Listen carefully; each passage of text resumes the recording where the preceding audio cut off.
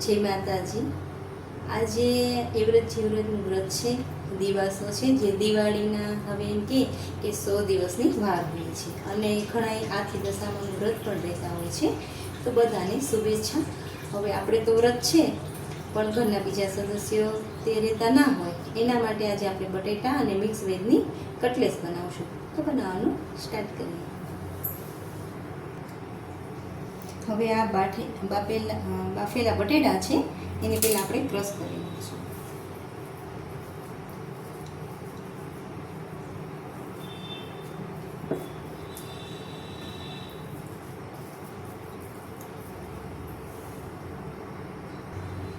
બટેટા ક્રશ થઈ ગયા છે। હવે આપણે એમાં ડુંગળી ઉમેરીશું। એક મોટી ડુંગળી હતી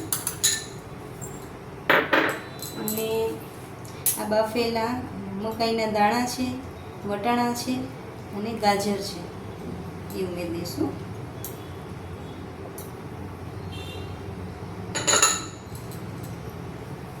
અને અડધું કેપ્સિકમ છે, નાનું હતું એ।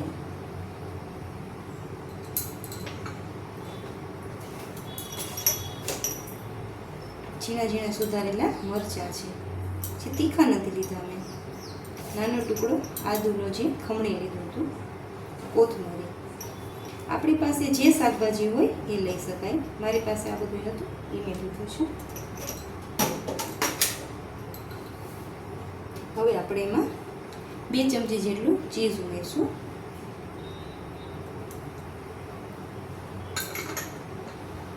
અને બીજા મસાલા કરશું। સ્વાદ પ્રમાણે મીઠું। હવે આમાં આપણે ચણાનો લોટ ઉમેરશું અને બટેટા છે એટલે મેં છે ને આ જે અજમા અને હિંગ લીધા છે। જેને ન લેવા હોય એ સ્કીપ પણ કરી શકે છે। હળદર, ધાણા જીરું, ચીલી ફ્લેક્સ,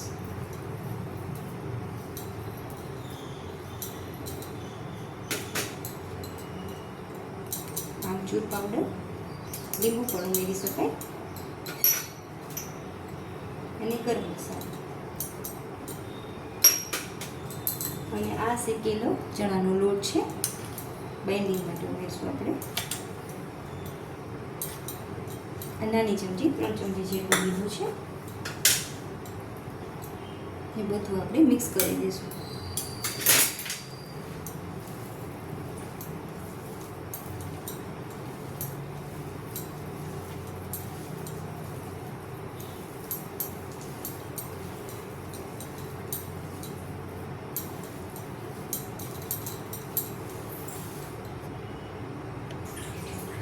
તો આપણો મસાલો અને શાકભાજી બધું મિક્સ થઈ ગયું છે। હવે પહેલાં આપણે તેલ ગરમ મૂકી દઈશું।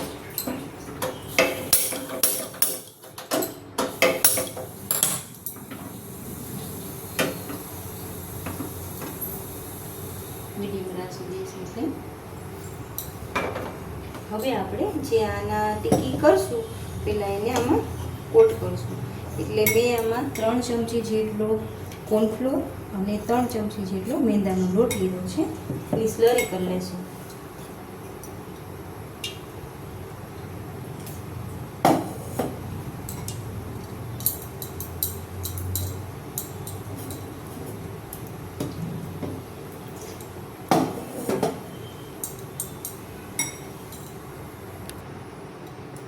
આપણી આ જે સ્લરી છે એ તૈયાર છે। આ રીતની જાડી જ રાખવાની છે।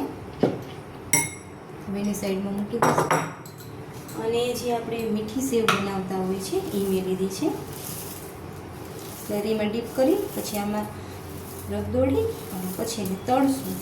હવે આ જે ન લેવી હોય સેવ તો તમે જે આપણી પાસે ઓલા મકાઈના પૌવા હોય છે એ પણ લઈ શકો અને રવો પણ લઈ શકો અને બ્રેડ ક્રમ્સ હોય છે એ પણ લઈ શકો, જે આપણા ઘરમાં હોય એ લઈ લેવાનું।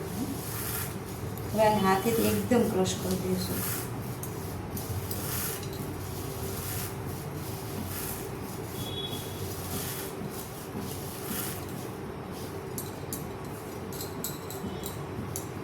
હવે કટલેસ વાળી દઈશું।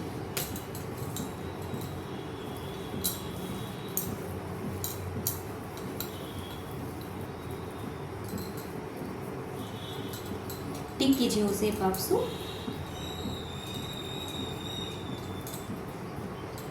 આ રીતે બધી કટલેસ વાળી લઈશું. હવે આપણી કટલેસ બધી પડી ગઈ છે. પહેલાં આપણે એને એમાં કોર્નફ્લોર અને મેંદો છે એની સ્લરી છે એમાં યુઝ કરશું.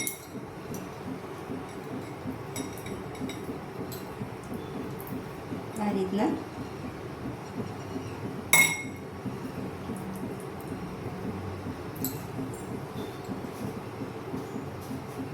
પછી સેવ આ રીતના દબાવી દઈશું.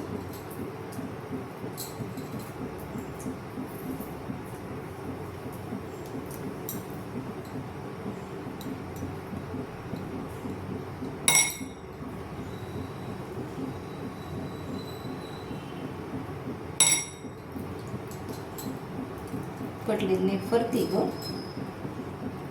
એક લેયર જેવું કરી દઈશું.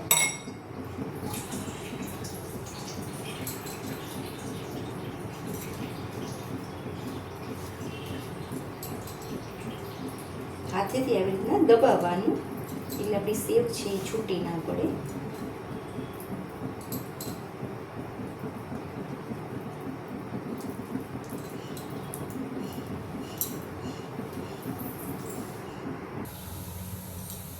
કટલેસ આપણી જે આ ડીપ હતું એમાં બોળીને તૈયાર રાખી છે. હવે તેલ જોઈ લઈ. આપણું તેલ ગરમ થઈ ગયું છે. હવે કટલેસ એમાં ઉમેરશું.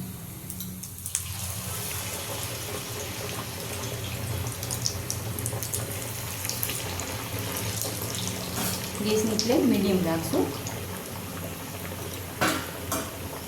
આપણે બહારથી ખાલી એને ક્રિસ્પી જ કરવાની છે, કારણ કે અંદર શાકભાજી જે છે એ બાફેલા છે, બીજી બધી વસ્તુ મસાલા છે અને બટેટા પણ બાફેલા છે. એટલે જે આ જે કોટિંગ કર્યું છે મેંદા અને કોર્નફ્લોરની સ્લરીનું, બસ એને જ આપણે કોટ કરવાનું છે.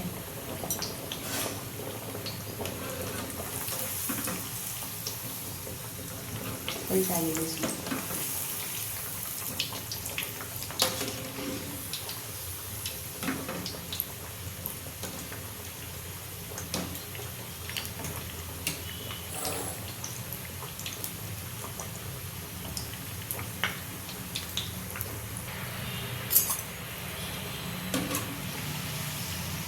કઢાઈ ગઈ છે.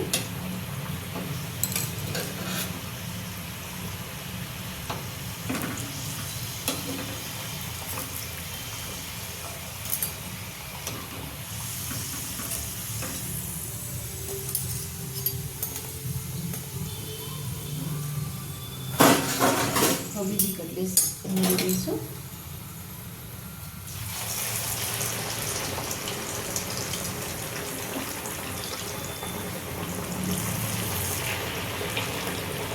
બધી કટલેસ આપણે આ રીતના તળી લઈશું.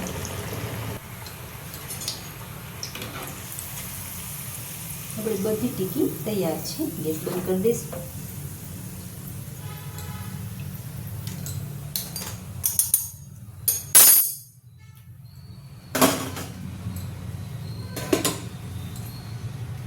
જો આપણી ટીકી બહારથી એકદમ ક્રિસ્પી થઈ છે, અંદરના ચેક કરી લઈશું. અંદરથી એકદમ સરસ પોચી થઈ છે. જો તમને મારી રેસીપી પસંદ આવતી હોય તો મારી ચેનલને લાઈક, શેર અને સબસ્ક્રાઈબ કરજો. બેલ આઇકન પ્રેસ કરવાનું ભૂલતા નહીં. અને તૈયાર છે આપણી મિક્સ વેજીટેબલ કટલેસ, જેને મેં ડુંગળી, લીલી ચટણી અને ગુજરાતીઓની વાલી છાશ સાથે સર્વ કર્યું છે. જય માતાજી.